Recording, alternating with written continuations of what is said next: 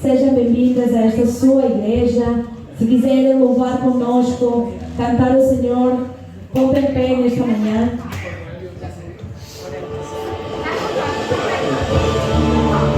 Vamos adorar e louvar a nosso Rei de Reis e Senhor de Senhores. E que exaltamos cada dia.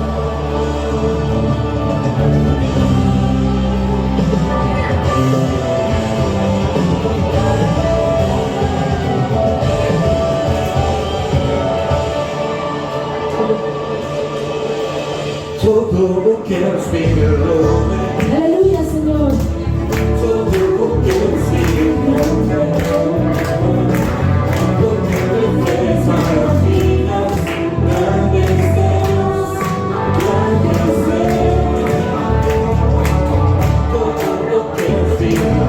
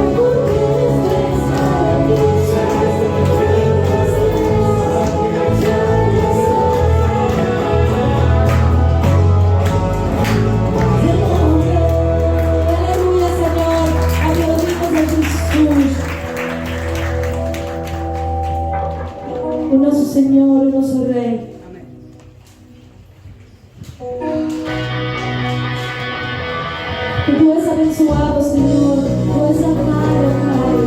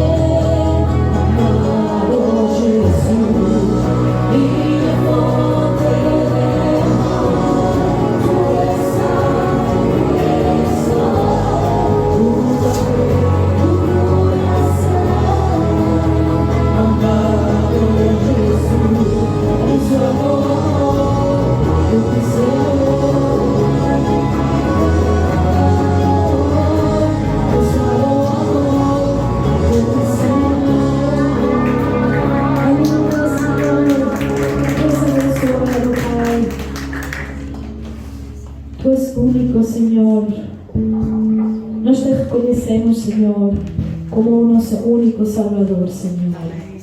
Somos conscientes disso, Pai. Dia a dia reconhecemos o teu poder, Senhor. As tuas maravilhas, Senhor. Obrigada, Senhor.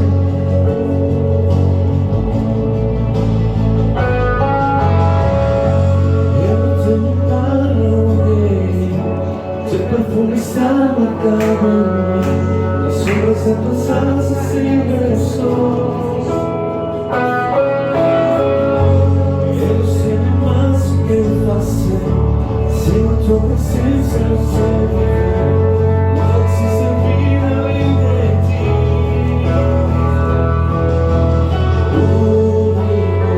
Tu és o único, incomparável, minha vida. Meu coração não cabe outro amor. Tudo que tenho é só que tu tens. Eu não tenho para onde ir. Teu perfume está marcado em mim. Nas sombras da tua asas sempre sou. Eu não sei mais o que fazer. Sem a tua presença não sei viver. Não precisa vir além de ti.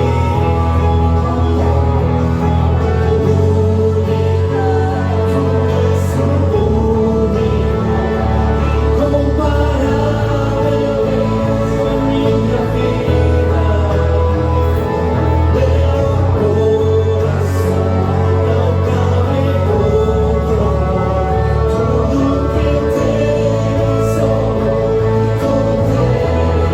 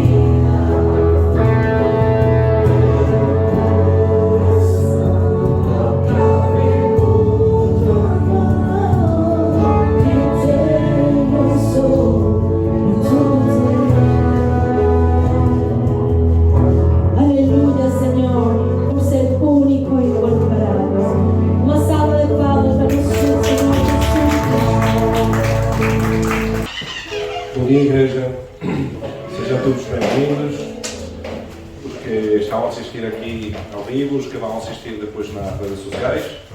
Vamos dar início a uma nova série que chama-se Acoplados. Vamos falar hoje da parte 1, que é o antes. Okay?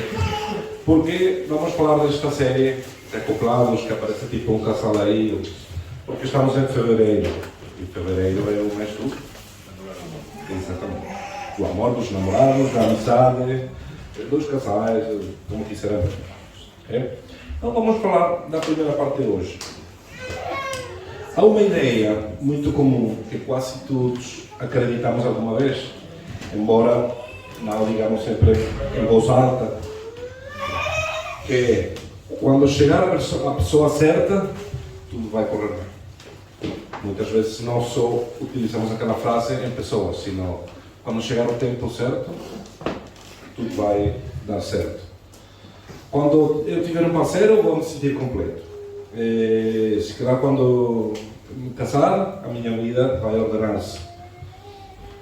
Quando a minha relação sarar, então só aí que eu vou conseguir amar.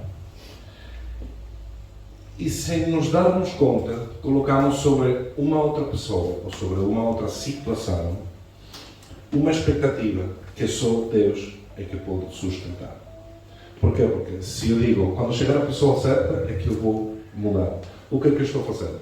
Estou a confiar em uma outra pessoa, que nem sequer sei quem é, que um dia vai chegar a melhorar a minha vida, em vez de estar a confiar nessas circunstâncias em Deus.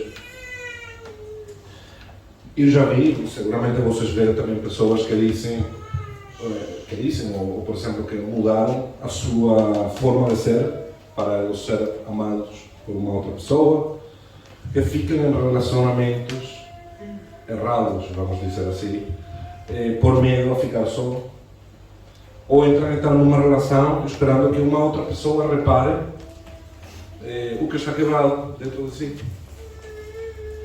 E então, o que é que acontece quando sucede isto? Que nós não entramos numa relação para amar, senão que estamos a entrar para ser amados. E desde aí já algo está a começar mal.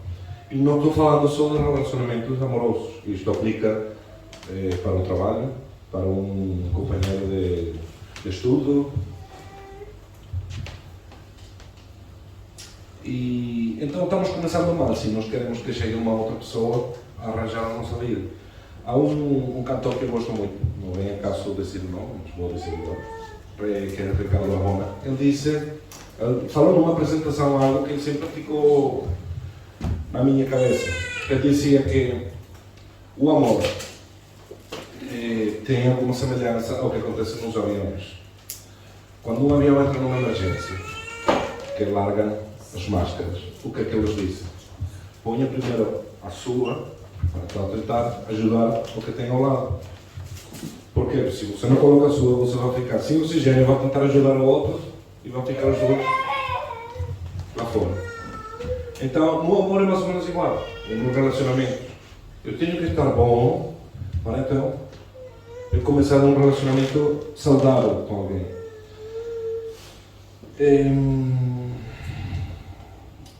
Então, o que é que acontece? Que muitas vezes escolhemos mal, por medo de ficar sós, por um desespero econômico, se calhar, ou arranjo uma sociedade que não devia ter arranjado. E então, confundimos muitas vezes o amor, o que eu queria, com o que? Com dependência. E, na realidade, é um vazio que eu estou a partilhar. E a grande pergunta a grande pergunta não é com quem me vou relacionar, senão desde onde me estou a relacionar. Então, é aí quando aparecem mitos, por exemplo, que romantizamos com o tempo, por exemplo, aquela frase, ou aquele ditado famoso da meia laranja. Todos ouvimos, todos dizemos alguma vez, e alguns até celebramos isso. Então dizemos sempre, não, ela é a minha meia laranja, ela completa-me, sem ela eu não sou nada, ou sem ela, falando porque isto acontece também nos trabalhos, quando você tem uma boa equipa de trabalho, se vocês são 3 e falta um, sente-se aí a problemática. E então, isto da meia laranja, escuta-se lindo, soa profundo, parece inclusive um filme romântico. Mas no fundo, esta frase tenta expressar algo mau, que é que eu desejo partilhar a vida ou a minha experiência laboral ou o que seja com alguém e experimentar uma conexão profunda. E o problema não é a ideia de nos complementarmos. O problema é de onde entendemos que vamos a complementar. Porque quando eu digo a minha meia laranja sem pensar, a mensagem que fica gravada na mente qual é? Que eu não estou completo, que falta-me algo, que eu preciso de alguém para ser alguém. E quando essa ideia se instala num coração, entramos então num relacionamento, numa relação, não para amar ou para ajudar ou para servir, sino pelo contrário, para ser servidos, para ser amados, para ser... E por isso é que existem pessoas que toleram o que é intolerável, por exemplo, aqueles casamentos que têm violência, que ficam anulados por medo de perder a um parceiro, que preferem uma relação partida antes do que enfrentar uma solidão. E o que é que acontece quando esses relacionamentos acabam? Não só se parte o vínculo, sino que danifica-se a tua identidade. Por quê? Porque não vai doer só a ausência do outro, do companheiro, sino que vais ter a sensação de ter perdido uma parte de ti próprio. E então é aqui que é importante esclarecer algo. Deus desenhou relacionamentos onde duas ou três pessoas, num caso que não for amor, tá bem? Depois vai dizer, não, Pepe estava falando que podem estar com 3 e contar com isso. Então, Deus desenhou relações onde duas pessoas se complementem, mas não desde a carência. Não pode. Está gravado. Está gravado. Não puede, no. Onde duas pessoas se vão complementar, mas não desde a carência, desde o que faz falta, mas sim desde a plenitude. Isso é a diferença do que a Bíblia fala. A complementaridade bíblica não nasce de eu preciso de ti para existir, sino de eu estou completo em Deus e eu vou escolher caminhar contigo no caminho. Essa é a diferença. O interessante é que esta ideia da meia laranja, tal como nós conhecemos culturalmente, não nasce nem da Bíblia, nem da fé cristã, nem da fé católica, nem nada. Isto vem de uma história antiga da cultura grega, acho que era da mitologia, inclusive, onde dizem que os seres humanos originalmente eram completos, mas eles foram partidos em dois. E então, desde aquela altura, cada um passa a vida procurando a sua outra metade. E não só essa, sino que então há uns que passam a vida procurando, nunca encontram. Lá foi. E a outra metade também, então já se estragou a vida, porque a sua outra metade, então isso é... Pronto. É uma história poética, humana, linda, romântica, mas também é uma história que fica incompleta, porque te instala a ideia de que a plenitude está sempre fora de nós. E a Bíblia, então, apresenta algo muito diferente, que a Bíblia não diz que nós nascemos partidos, okay? Pelo contrário, diz que somos criados com uma identidade, com valor e com propósito. E então, desde aí, quando duas pessoas completas se unem no desenho de Deus, ocorre algo lindo, que é que elas não se completam, sino que, no caso do relacionamento amoroso, passam só um. Tipo, existe uma fusão. Não porque estavam vazias, mas porque decidem partilhar a vida, um caminho e um propósito.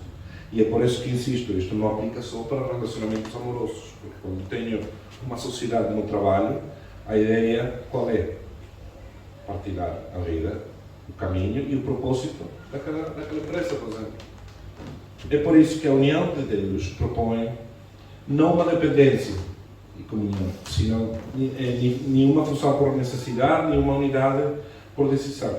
E quando se vive assim, a relação não tira a tua identidade, sino que, pelo contrário, enriquece a tua identidade. Não fragmenta a tua identidade, sino que fortalece a tua identidade. e não substitui a Deus, sino que faz que tu refletes a Deus. Se você repara na Bíblia ela começa a falar do casal, começa a falar da identidade.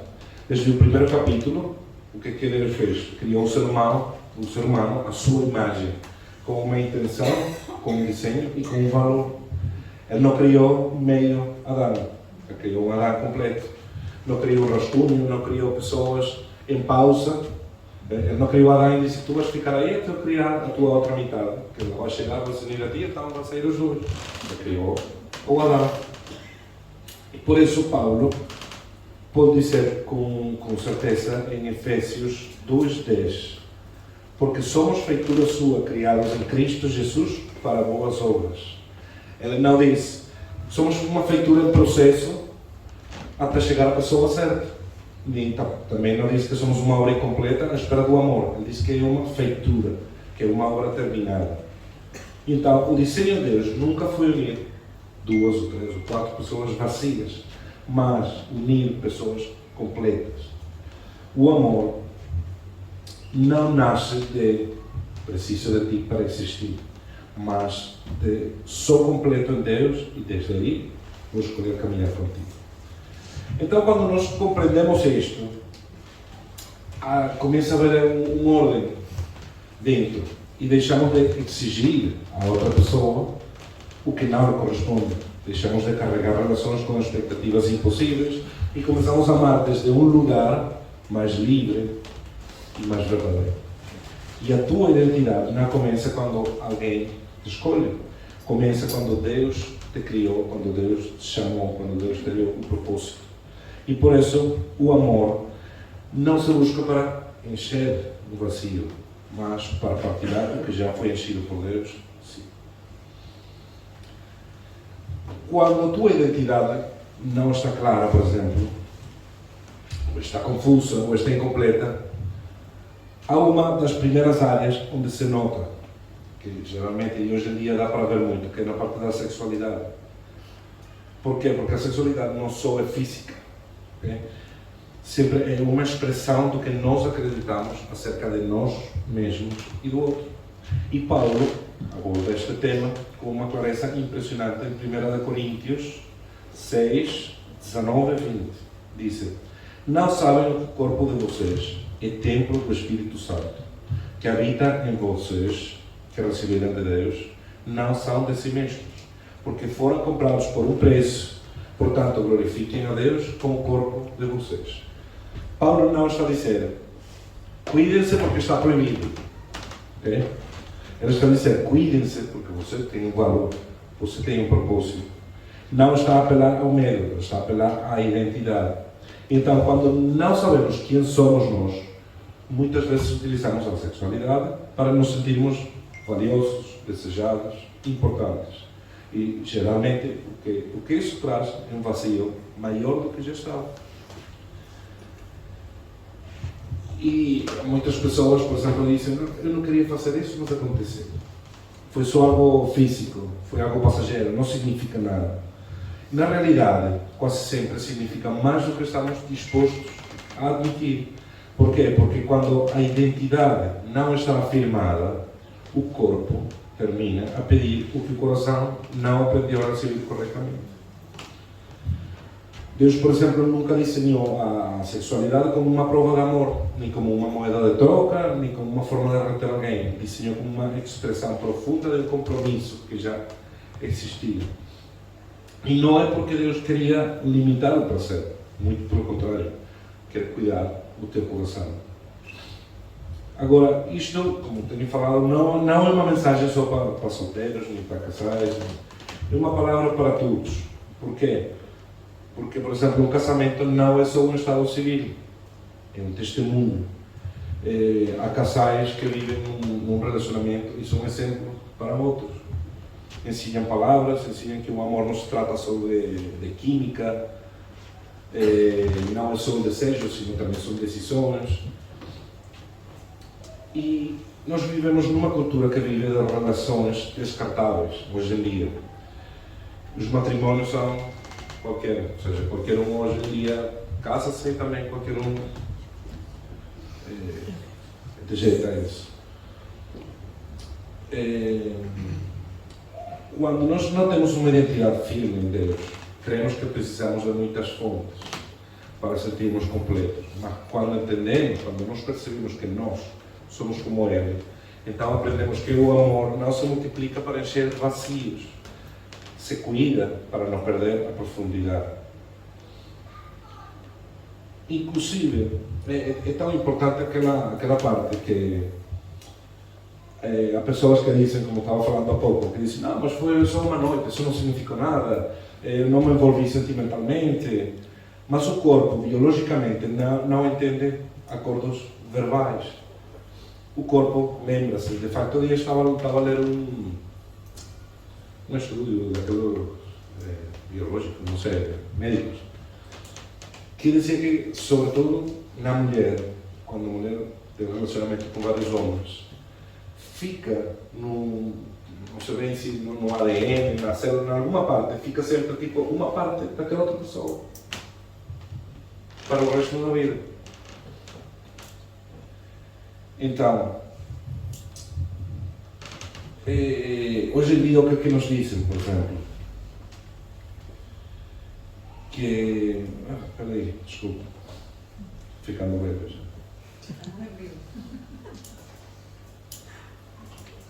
Pronto. Vivemos numa cultura que constantemente diz que mais, melhor, que tu podes fazer o que tu queres com a tua vida, que a tua vida é tua, que o teu corpo é teu.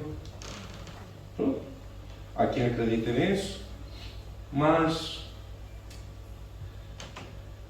o consentimento não desativa a biologia, por exemplo, o que acabo de explicar. Nós podemos dizer o que quiser, mas medicamente e espiritualmente existem coisas. E então, Deus não improvisou o amor nas relações. Ele, desde o início, estabeleceu um desenho para nos limitar e para nos cuidar. Em Gênesis 2:24 diz: por isso, o homem deixará ao seu pai e à sua mãe e se unirá à sua mulher, e serão uma só carne. Quando a Bíblia fala de uma só carne, não está a falar de uma metáfora romântica. Está a descrever uma realidade. Há uma união real, há um intercâmbio, há uma sincronização. E a ciência, hoje em dia, confirma o que Deus já sabia. Que, por exemplo, a sexualidade cria uma união profunda. É por isso que Deus não proíbe nada destas coisas. Mas Ele te pede para tu fazer de uma maneira para cuidar do teu coração. O casamento não limita o amor, pelo contrário, sustenta o amor. Um bom relacionamento saudável não limita também o amor, ou que temos um futuro saudável, sustenta. Muitas vezes nós queremos unir-nos sem ter deixado coisas atrás. Queremos intimidade sem compromisso, queremos uma unidade sem nós ter uma identidade. E quando a ordem se rompe, então o amor confunde-se. E em 2 Coríntios 6:14, o Paulo disse: não se unam em jugo desigual. Quantas vezes ouvimos isso já na igreja? E não fala só de relacionamentos amorosos, não fala de qualquer quantidade de relacionamentos. Por exemplo, há relacionamentos onde ambas pessoas acreditam em Deus. Mas, por exemplo, um quer honrar a Deus e outro só quer mencioná-lo quando convém.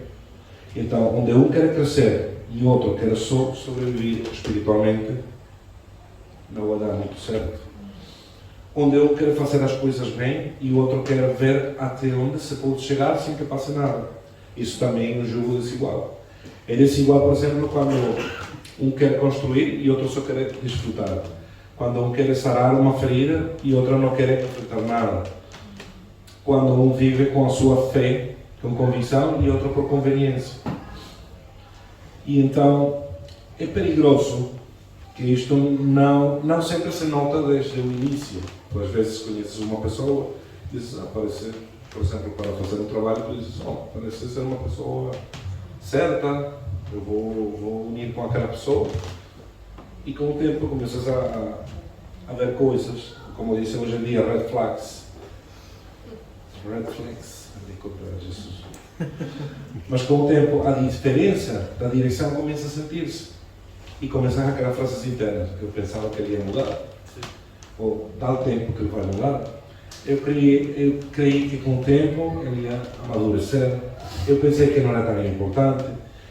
E o jugo desigual não se pode romper de uma vez, sino que é um relacionamento que vai se desgastando pouco a pouco, vai se cansando de remar, porque vai em direções contrárias, cansa-se de justificar, cansa-se de que um sempre tem que ceder ao outro, e muitas vezes termina-se a perguntar se o problema és tu, quando na realidade o problema foi ter unido a tua vida a alguém que caminhava simplesmente numa outra direção. É por isso que a comunicação é sempre muito importante.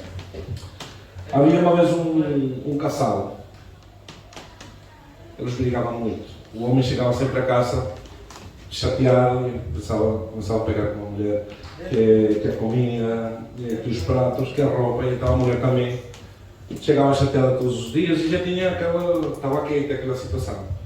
E então eles decidiram falar um dia, vamos falar para tentar resolver isto. E a mulher disse ao marido, vamos fazer algo. Quando tu estás a chegar a casa e venhas de mau humor, vais pegar o teu chapéu e vais pôr ao contrário. Então, quando tu abres a porta, eu já sei que tu vens chateado. E o que eu vou fazer eu? Vou ficar calmo, o homem está chateado hoje, vou ter o comer prontinho, vou-te lavar a roupa, vou-te dar um duche, vou fazer tudo o que quiser. Mas quando tu chegares a casa, e eu tenho, não sei se em português se diz também o delantal. Avental. Quando eu tiver o avental ao contrário, sabes que sou eu. E aquilo que tu quer fazer como? Pronto. Começou a funcionar. O homem chegava, a mulher olhava, preparava a comer tudo. Seguir um dia o homem chegou a casa, viu o avental ao contrário. Já sabe como é que a mulher está. Ficou caladinho, fez tudo direitinho. E passaram anos assim. E sabe o que aconteceu um dia? Ele chegou com o chapéu ao contrário e quando abriu a porta a mulher tinha o avental ao contrário. E agora? Então, essa é só uma história tipo piada. Porque nunca vai ser perfeito num relacionamento, nunca. E vai ter aquela ocasião onde os dois. E agora, o que é que fazemos? Então, isto que estamos falando não é só uma ideia de fé. Por quê? Porque há dados científicos que respaldem isto. Segundo investigações citadas pelo Dr. Brad Wilcox, que é o diretor do National Marriage Project, os cristãos que assistem regularmente à igreja têm aproximadamente 35% menos probabilidade de se divorciar do que aqueles que não têm preferências religiosas ou que não praticam a sua fé de forma ativa. Certeza vai haver alguém que diga, não, tenho que ser cristão para não me divorciar. Não. Simplesmente é um estudo que está basado nisso. Por quê? Porque sim, isso também está comprovado cientificamente. Quando tu tens a Deus no teu entorno, não há problema nenhum. Então não se trata de um superpoder cristão, mas é uma realidade simples. Cometes o erro, peço desculpas por o erro.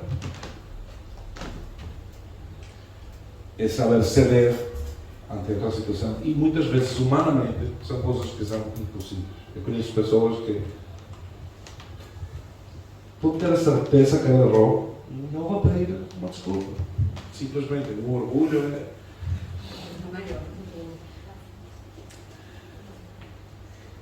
Então, o que é que estas estatísticas refletem? Que não há uma perfeição humana, mas há uma correlação entre caminhar com Deus juntos e uma maior estabilidade relacional. Assim que não importa em qual etapa tu te encontres, o convite de Deus segue a ser sempre o mesmo. Não procures um parceiro desde a urgência, desde o medo, desde uma identidade que não esteja firme em Cristo, desde uma convicção. Se não tenta sempre pedir ajuda a Deus para encontrar aquele parceiro de trabalho, de relacionamento amoroso, do que tu quiseres, para caminhar na mesma direção que Ele. E o ordem importa. deve ser, em primeiro lugar, amar a Deus, amar com uma identidade saudável e amar aquela outra pessoa corretamente. O que é que acontece? Quando nós mudamos a ordem, o amor desfigura-se. E então, eu vou-te fazer uma pergunta para tu simplesmente refletir. Estás a buscar uma relação para partilhar vida ou simplesmente para escapar do solidão? Quando nós dizemos, às vezes, é melhor só do que mal acompanhado, não é? Pronto, há pessoas que preferem estar mal acompanhadas do que só. Estás a mostrar-te como realmente és ou como crees que o outro espera que tu sejas? Estás a pedir a alguém que faça por ti o que só Deus pode fazer? Vou dar aqui umas dicas práticas para esta semana. Em primeiro lugar, revisa, mas tens que ser tu próprio contigo próprio. Verifica, revisa a tua identidade antes de pensar em com quem vou fazer isto. Pergunta-te, quem sou hoje diante de Deus? Quem quer Deus que eu seja para Ele? Segundo lugar, ordena as tuas motivações. Já falamos que o amor não pode nascer de uma urgência, de algo rápido. Nasce de uma convicção. Em terceiro lugar, aprende a pôr limites. Os limites não apagam o amor, pelo contrário, protegem o amor. Às vezes é difícil, é complicado, vais ter uma briga por pôr o limite. Mas se aquele limite vem de uma direção divina, vamos dizer assim, vai ser uma proteção para o relacionamento. Por isso que sempre devemos orar antes de avançar. Tu não podes pedir a Deus, por exemplo, que Ele abençoe algo que Ele não iniciou. Podes fazer uma suriada antes de tu já ter um tempo aí a levar porrada. Se tu fazes a oração em primeiro lugar e pedes uma direção a Deus, vai correr melhor.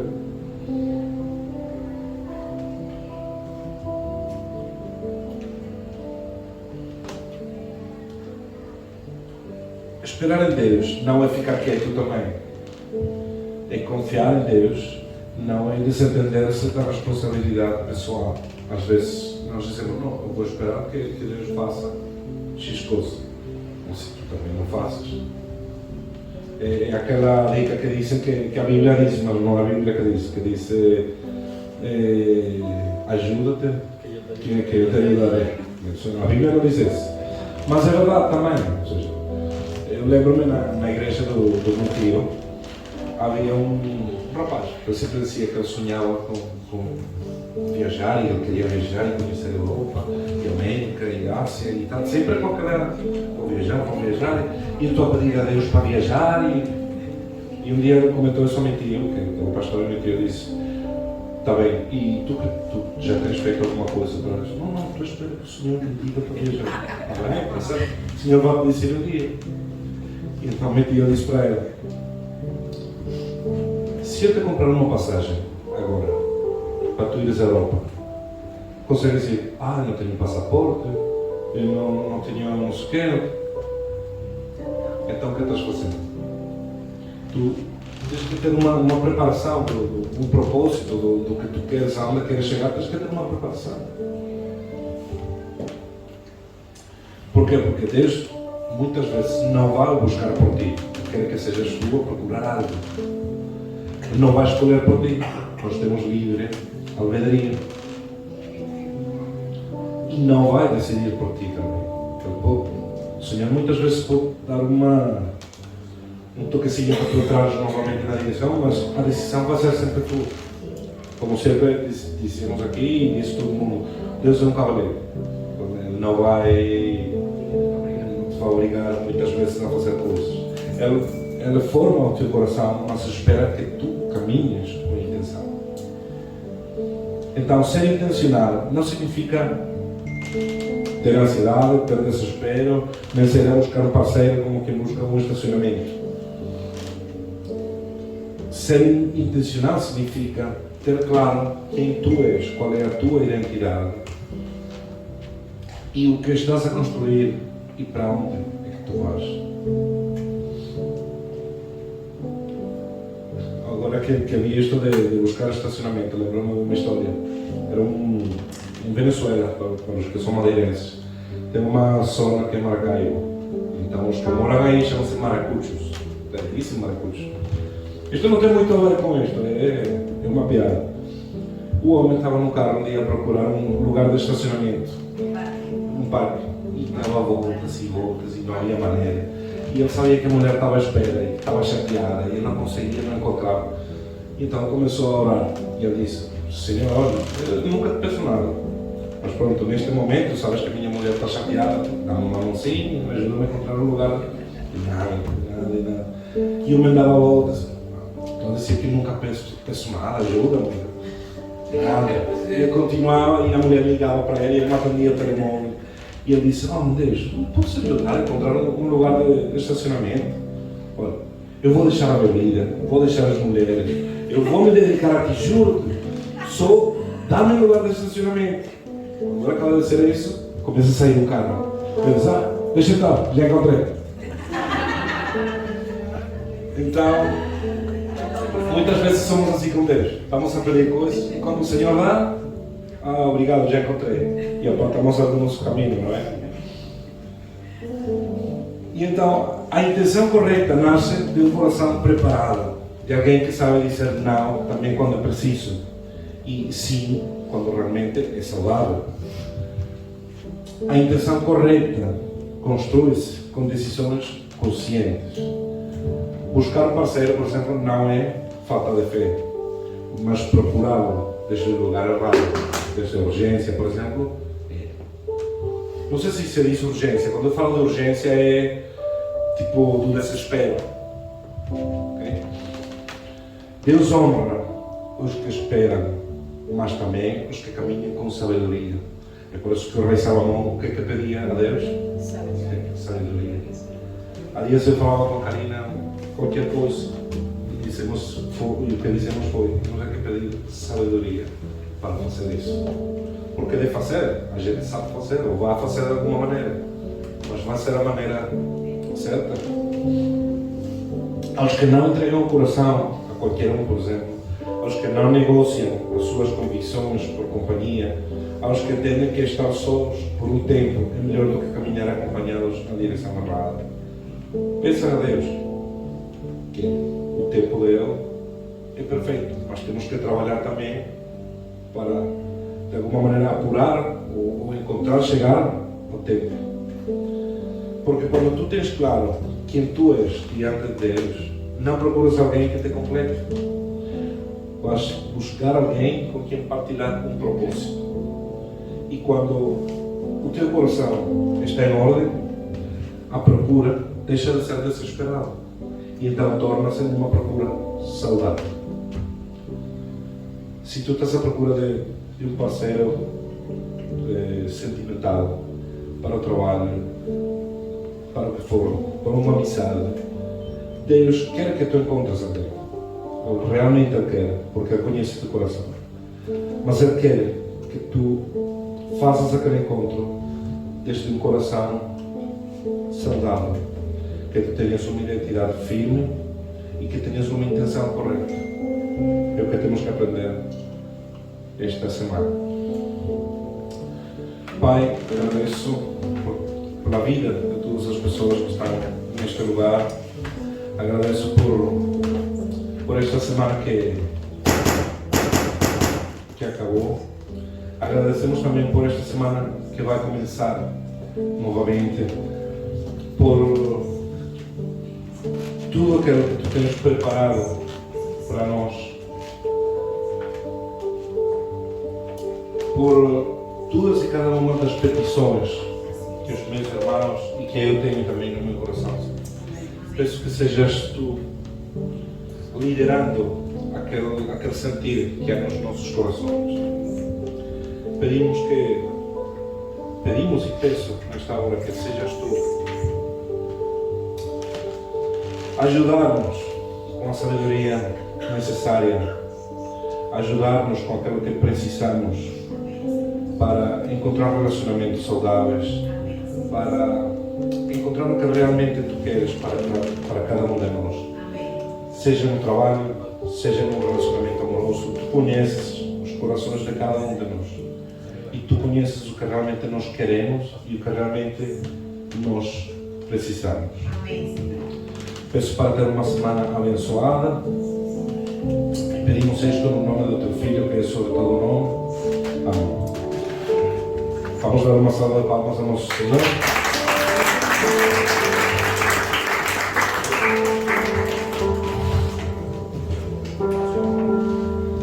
Glória a Deus pela sua palavra. Estamos acoplados com Deus. Primeiramente, não é? Antes de pedir um parceiro no trabalho, um emprego, temos que estar acoplados com Deus, amém? E vamos fazer nossos anúncios, meus queridos. Esta semana falamos com a nossa pastora. Ainda vai ficar mais de tempo na Venezuela, pela situação que ela está atravessando da família. Tem sido um tempo muito doloroso para a família. Igreja, ore pela pastora, vamos apoiar a oração. Vamos estar próximo domingo, próximo sábado, vamos ter um convite, queremos fazer um convite para todos. Vamos celebrar o Dia do Amor e da Amistade. Estão todos convidados. Estén atentos, vai ser na tarde, cedo, ainda não temos a hora, mas hoje vamos combinar a hora para logo passar a publicação pelas redes. Temos pregação no dia domingo com o pastor David e a pastora Betty, os pastores de Canadá, eles vão pregar. Temos Santa Ceia no dia domingo, não percam o domingo da Santa Ceia. E também vamos ter nos próximos domingos para o mês de março, para que saibam também, pastores convidados, o pastor Manuel Surro, então, e o pastor Sérgio, de Palavra Revelada. Nós estamos na unidade, na união do UPM, uma unidade pastoral, e eles estão a partilhar e, em união, apoiar a nossa igreja, amém? Então vamos a terminar com louvor. Glória a Deus.